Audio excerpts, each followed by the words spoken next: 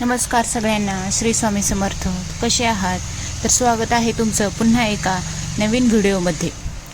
मित्रांनो, तुम्हाला माहिती आहे का अक्कलकोटमधील 8 गूढ रहस्य ज्याचे उत्तर आजही विज्ञानाकडे नाहीत? तर हो, अक्कलकोट हे केवळ एक गाव नाही, तर ही स्वामी समर्थांची कर्मभूमी आणि भक्तांसाठी ऊर्जेचं महापीठ आहे. तर 1856 स्वामी समर्थ अक्कलकोटमध्ये प्रकट झाले आणि त्यानंतर 22 वर्ष त्यांनी तेथे वास्तव्य केले. आजही स्वामी समर्थांना देह सोडून 100 वर्षाहून अधिक काळ लोटला आहे. पण अक्कलकोटमध्ये अशा काही गोष्टी घडतात ज्या विज्ञानाच्या चौकटीत बसत नाहीत. आजही तिथे अशी काही रहस्य आहेत ज्याचा उलगडा मोठे शास्त्रज्ञही करू शकलेले नाहीत. आजच्या व्हिडिओमध्ये आपण अक्कलकोटच्या अशाच 8 गूढ चमत्कारी रहस्यांबद्दल सविस्तर बोलणार आहोत. तर व्हिडिओ शेवटपर्यंत पहा, कारण 5वं रहस्य ऐकून तुमच्या अंगावर काटा आल्याशिवाय राहणार नाही.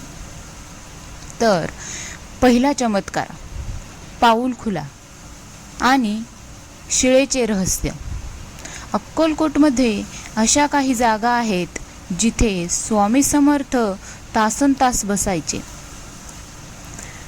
स्वामी समर्थ ज्या शिळेवर बसायचे तिथे आजही विशिष्ट तिथीला किंवा पहाटेच्या वेळी स्वामींच्या पावलांचे ठसे उमटलेले दिसतात. आश्चर्य म्हणजे ही जागा पूर्णपणे बंद असताना किंवा तिथे कोणाचाही प्रवेश नसताना हे कसे घडते? एका जुन्या ब्रिटिश अधिकाऱ्याने ही अंधश्रद्धा आहे असं मानून तिथे बारीक वाळू पसरून ठेवली होती आणि कोठडीला कुलूप लावले होते. पण सकाळी जेव्हा त्याने दरवाजा उघडला तेव्हा वाळूवर स्वामींच्या पावलांचे स्पष्ट ठसे होते आणि कोठडीचे कुलूप सुरक्षित होते. विज्ञानाकडे या टेलिपोर्टेशन किंवा अदृश्य शक्तीच्या प्रवासाचे कोणतेही उत्तर नाही. तर दुसरा चमत्कार, ब्रिटिश कलेक्टर आणि कोठडीचे गूढ.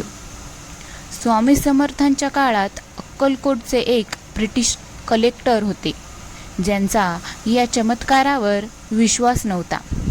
त्यांनी स्वामींची परीक्षा घेण्यासाठी त्यांना एका लोखंडी कोठडीत बंद करून बाहेरून कडक पहारा दिला. पण काही वेळातच पहारेकऱ्यांनी पाहिले की स्वामी कोठडीच्या बाहेर वटवृक्षाखाली शांतपणे बसले आहेत आणि कोठडीचे कुलूप अजूनही बंद आहे. कलेक्टरने स्वतः जाऊन पाहिले तेव्हा त्यांना कोठडी रिकामी दिसली. ही घटना आजही अक्कलकोटच्या इतिहासात विज्ञानाला आव्हान देणारी मानली जाते. मानवी देह, स्थळ आणि काळाच्या मर्यादा कशा ओलांडू शकतो हे एक मोठे गूढ आहे. चमत्कार तिसरा, वटवृक्षाची हिरवळ आणि पानांचे रहस्य. अक्कलकोटचा मुख्य वटवृक्ष जो आजही लाखो भक्तांना सावली देतो. या झाडाचे वय आता 150 वर्षाहून अधिक आहे. जगभरात येणारे भक्त या झाडाची पाने प्रसाद म्हणून घरी घेऊन जातात. नियमानुसार एवढ्या मोठ्या प्रमाणात पाने खुडल्यानंतर झाड ओकबोक व्हायला हवं. पण शास्त्रज्ञांना आश्चर्याचा धक्का बसला जेव्हा त्यांनी पाहिलं की या झाडाची पाने कधीही संपत नाहीत.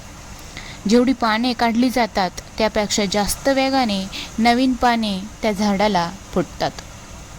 या झाडाचा विकास दर म्हणजेच ग्रोथ रेट विज्ञानाच्या कोणत्याही वनस्पतीशास्त्राच्या नियमात बसत नाही. असे मानले जाते की स्वामींची योग शक्ती आजही या वृक्षात सामावलेली आहे.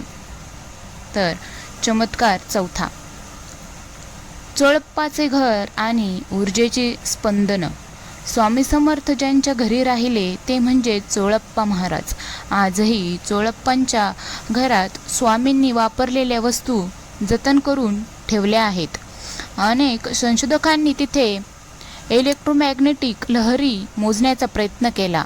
त्यांना असे आढळले की या विशिष्ट जागेत ऊर्जेची पातळी सामान्य जागेपेक्षा कित्येक पटीने जास्त आहे. काही संवेदनशील भक्तांना आजही तिथे गेल्यावर अंगात विद्युत लहरी धावल्याचा किंवा स्वामींचा प्रत्यक्ष हात पाठीवर असल्याचा अनुभव येतो.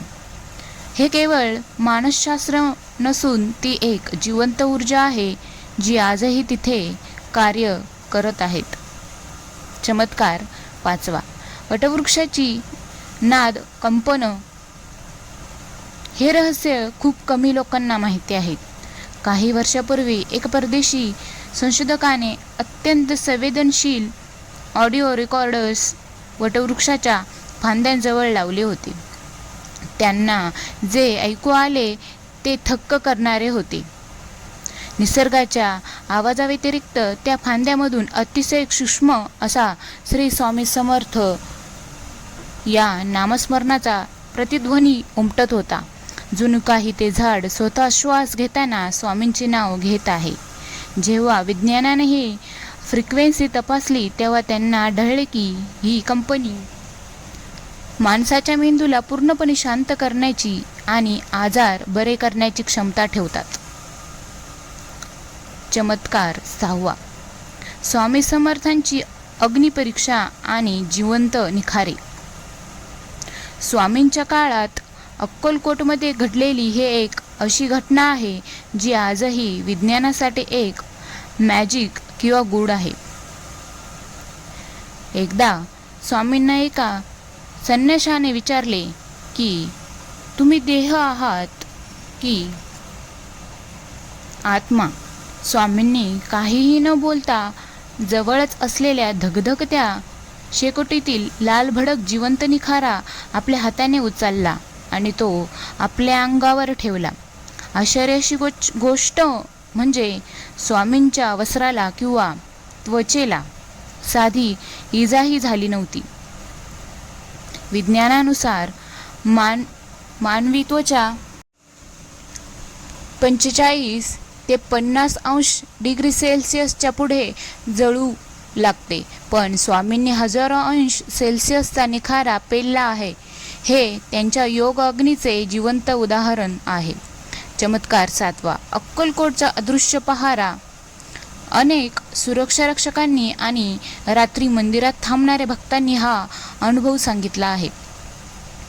रात्री 12 नंतर जेव्हा अक्कलकोट मंदिर पूर्णपणे शांत असते तेव्हा मंदिराच्या आवारात कोणाच्या तरी चालण्याचा लाकडी खडावांचा आवाज येतो. अनेकदा पहारेकऱ्यांना असं जाणवतं की कोणीतरी वृद्ध व्यक्ती त्यांच्या बाजूने चालत गेला आहे, पण तिथे कोणीही नसतं. विशेष म्हणजे आजही सकाळी जेव्हा मंदिर उघडलं जातं तेव्हा अनेकदा स्वामींच्या पादुकांजवळ ताजी फुलं किंवा तुळशीची पानं आढळतात, जी रात्री तिथे कोणीही ठेवलेली नसते. चमत्कार 8. बालस्वामी आणि विहिरीचा चमत्कार. स्वामी जेव्हा अक्कलकोटमध्ये आले तेव्हा सुरुवातीला ते एका विहिरीच्या काठावर बसायचे. असे म्हटले जाते की त्या विहिरीचे पाणी कधीही आटत नाही. मग कितीही मोठा दुष्काळ पडो, विज्ञानानुसार भूगर्भातील पाण्याची पातळी खाली गेली की विहिरी आटतात, पण अक्कलकोटची ही विशिष्ट विहीर आजही तितकीच भरलेली असते.